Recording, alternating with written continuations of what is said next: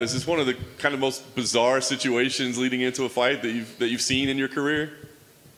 Yeah. I've never seen someone get thrown off because they're crazy. So that it's a first for me. But yeah, short notice has made a career out of it. Usually I'm the guy filling in, not the other way around. So pretty cool. Alex threw his hat in and they picked him, so it's cool. Yeah. You touched on. You're kind of associated with this whole storyline now. Do you have thoughts? It was so cool to see two fellow veterans, facing off, and now he's just unceremoniously out of the organization. Do you have any thoughts on the whole situation? You've seen people get chopped, so apparently he pissed the wrong people off, and it just so happened right before the fight. But I don't really have anything to say. I was looking forward to fighting. I'm going back to 55, so that's kind of the, taking this fight. I was like, man, now I'm going to take a short notice fight against a 70-pounder. I was only doing it for the UFC. They asked me if I wanted to, Diego Beg for the fight, wanted it. So I was like, cool, I want to go to 55. But so here we are back at 70 again. And as soon as this fight's over, I'll be hollering for 55. So, but just excited to go get paid on Saturday. Yeah. Was there any part of you when this thing happened, like you said, you jumped in on short notice and that stuff, but you're going from fighting the fellow legend on his way out to now short notice against a guy that doesn't have a reputation, younger guy. You know what I mean? Was there any part of you that's like, maybe this isn't the right situation for me? Situation-wise, like I said, I can't be the guy that said I'll fight anyone, anywhere, anytime, and then except for this time. But no, as a team, we were like, man, this doesn't do anything. It doesn't do anything versus 70. Damn sure doesn't do anything for 55. So it was kind of a weird, should we just pull back and wait a little while? And then we were like, nah. So we're good. Do you ever think, did anybody say, well, maybe it would be, maybe now we finally got to have a little strategy with our career and how we manage it? When I saw Dana, we talked about it, and he was like, hey, man, you do whatever I'm not going to, Cowboy, you're the guy that I've never had an issue with, so I'm not telling you fight. I don't need you. If you want to wait, go to 50, it's on you. You do whatever you want to do. So I waited a couple of days, and then I said, we're in. Nice. It's kind of interesting, right? Because Dana had some other words back in September where he said he thought he might have to talk to you and have that one. And so, did those words get back to him? I'm sure they did. And I don't know, did it hurt at all to hear that being said? Hell yeah, it hurts. What do you mean? Of course. But we took a little slower approach this year, and I don't know. I am getting old. I am. And I need to slow my fighting down a little bit, for sure. Let my head heal. And, but shit, we're ready. I'm doing that grappling tournament with RDA was the best thing I ever did. It really got me excited into jiu-jitsu again. It really got me excited into training and fired up. I shouldn't say fired up. It was not like the fire ever left. I hate that term. I had to really ignite the fire, but in a way, I got excited about it again. Fell back in love with jiu-jitsu. And, God, I'm excited to go out there and participate. I keep trying to find the void of the thing that makes me do this racing. It's the same thing all day long. I love it. I get so excited and nervous. Saturday, I get to do the most exciting and nervous thing I've ever done. And it's every time. I love it. So, yeah, I feel good. Team's good. Body's good. And can't wait. You mentioned the jiu-jitsu tournament. I don't know how many people followed it, or the match, I should say. Pretty cool to come back out there and run it back with them. What was that about for you to say, yeah, let's go run it back? Oh, I didn't want anyone to ever say anything. So I was, he said he didn't tap, and I said, hey man, if you didn't tap, then we'll just do it again. I don't want there to be a question about it. So, I wasn't arrogant, or I was like, yeah, let's do it again. Let's make it for sure, right? And so we ran it right back. Yeah, it was pretty cool. You mentioned the conversation with Dana. In approaching your career, did you guys ever have to get together and have a conversation about your career? No. Never have. Just he says no sometimes, and I want to go, and he just says no, wait a little bit. But we've never had to sit down and try and figure out a way to go. No, not yet.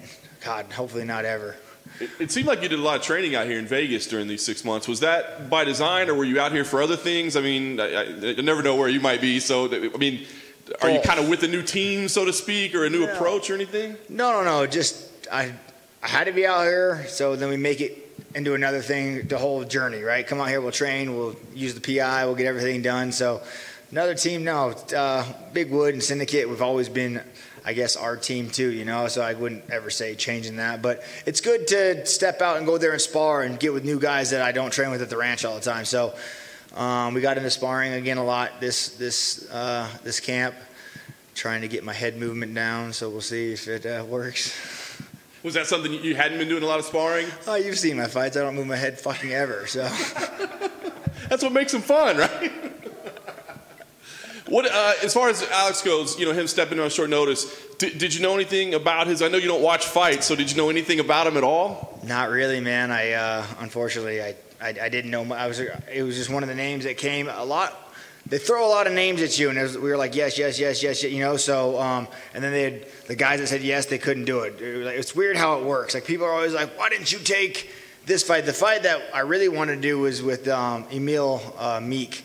He's been here. He's looking for a short round fight. He's my buddy. And I was like, man, if there's anybody, throw this guy's hat, you know. But it didn't work out. I don't know the inner workings of the top UFC. I just know they give you names. You say yes, no, and they're like, well, that one didn't work. Here's another name. And his name was one that they're like, he said yes, and I was like, well, let's go. Yeah. I know he fought Pettis. You know, the kid's coming. He's hungry, you know, and that's what makes this dangerous, because he's not a old veteran like I am. Maybe he's like a new up-and-coming hungry kid, and I'm sure his team are like, you know what, go in there and swarm this motherfucker right away in the beginning. If you're going to get Cowboy, you're going to get him early. So I brought Chalito with me. We're going to be getting rounds 1 and 2 out of the way in the back. So I'm going to come out there fucking ready to go. I wanted main event. I would have loved 5 rounds. I don't know if that kid can go 5. I still have the malicious intent on hurting motherfucker. So I got the Diego fire still. So I plan every punch and every kick to be lethal. And I don't want this kid to make it out of the first round. So when he watches this, know I'm coming, motherfucker. So when you come hard and you come fast in the beginning, I'll be ready. That's a solid quote there. I guess last thing for me, though, Cowboy, I mean, one of the most beloved figures in company history, but do you feel like this is a situation where your back's against the wall, like you got to prove When you something? put it like that, yeah. Fuck yeah. Of course. Absolutely. It's the same conversation I had with Sean and Danny, like, hey, man, Diego fights out. You want me to take a short notice fight? I'm not on a 4-fight winning streak. It's actually the opposite. Like, I don't want to be in here fighting for my job. I don't want to be coming to you like, man, I shouldn't have done that, you know. So, yeah, but all that aside, that's not even in my thought. I'm not like, oh, I have to win. This isn't a must win. This is, I get to go win. I get to go fight. I get to go do what I love. So I feel great. The age has no factor on me right now. I'm not beat up or sore, but there's a lot of things we got to work on this camp. It was such a long camp since the RDA thing, you know, so I got to improve in a lot of areas, and I get mostly my mental side, and that's what I think I get to explore the most. Like when I said, you come out first and ready to go, I'm going to be standing there fucking ready to rock.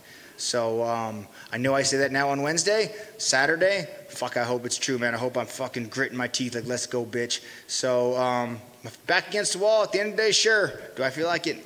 It's just another fight, man. Another win, another fucking bonus, another legendary stat I get to put on the fucking end of the day record. So that's what I'm looking to do. Go set records, set all kinds of new things. So these young kids coming up are like, man, I one day want to be him.